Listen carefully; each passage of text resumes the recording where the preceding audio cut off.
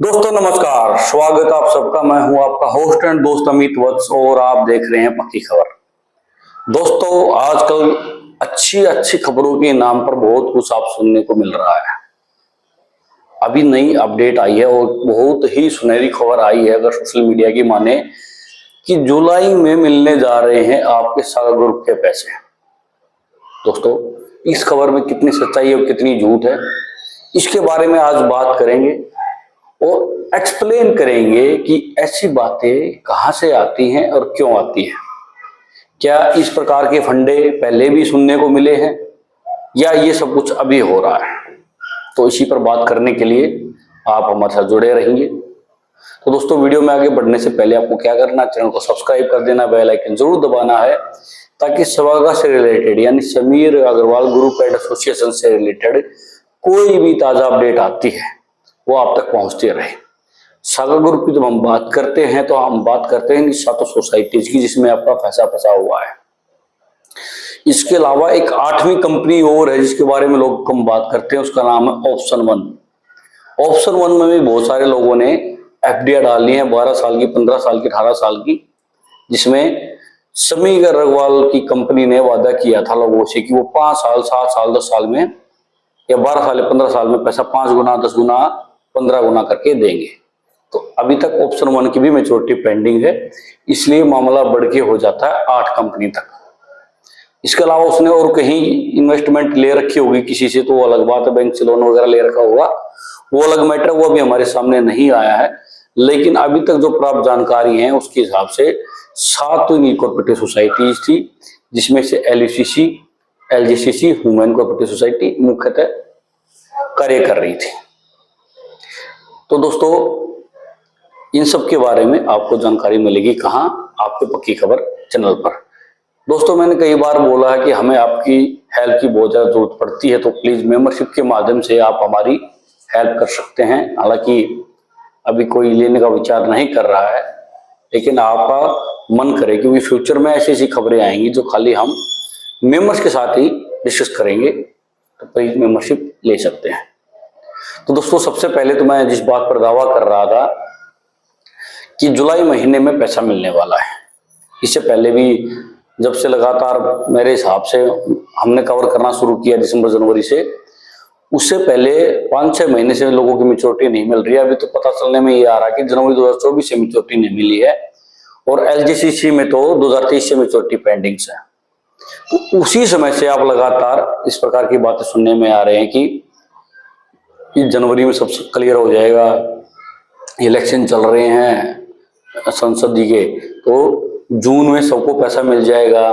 उसके बाद सितंबर का नाम लिया गया, फिर दिसंबर का नाम लिया गया, फिर नाम लिया गया 1 अप्रैल से पैसा मिलने लग जाएगा, क्योंकि कंपनी नए सॉफ्टवेयर डेवलप कर रही है और सीधा अकाउंट में देगी। इसके लिए लोगों से कहा गया है कि आप सबके पासबुक चालान वगैरह इकट्ठा कीजिए। पासबुक हुई है, आपकी पैन कार्ड वगैरह लिए गए थे, अकाउंट की डिटेल्स ली गई थी, एफडी के बॉन्ड्स लिए गए थे, तो डिटेल्स को इकट्ठा करने के लिए बोला गया था।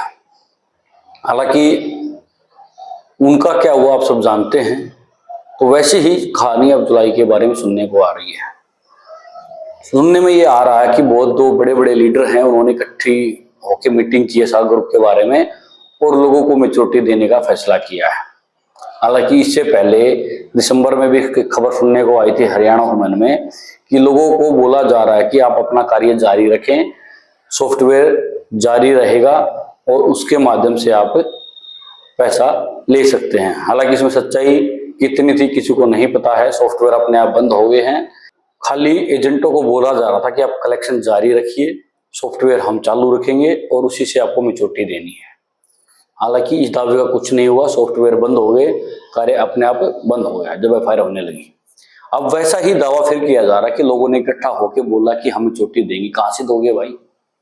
एक तरफ तो जितने सीनियर लीडर्स हैं ये कहते हैं कि हमारा कोई लेना देना नहीं है, सब कुछ समीर अग्रवाल के हाथ में बात थी, और दूसरी तरफ से रिसोर्सेज के अलावा अपने सोर्स से, अपने सिस्टम के द्वारा एक अफवाह फैलाई जा रही है कि जुलाई में पैसा मिलने जा रहा है। दोस्तों ये एक नया स्कैम हो सकता है, जैसे कि हमने कई बार आपको बताया है कि इसकी 100% संभावनाएं रहती हैं कि लोग स्कैम करना चाह रहे हैं।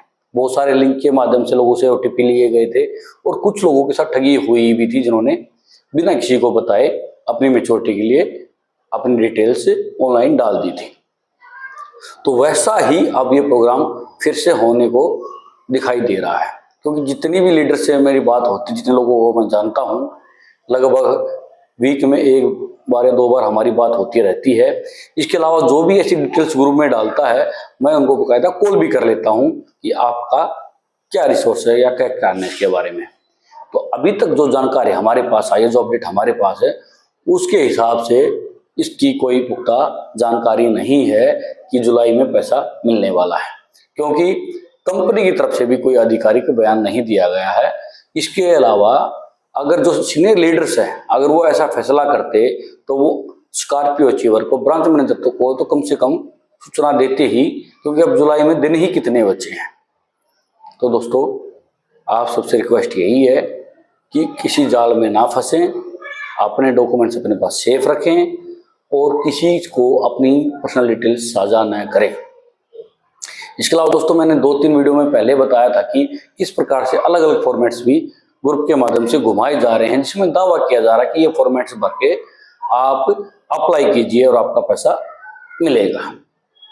तो दोस्तों, उनके ऊपर भी नजर बनाए रखें। हमने जब डिटेल्स निकाली हैं तो पता लगा है कि लिक्विडेटर के द्वारा इस प्रकार से कोई चीज अप्लाई नहीं की गई है।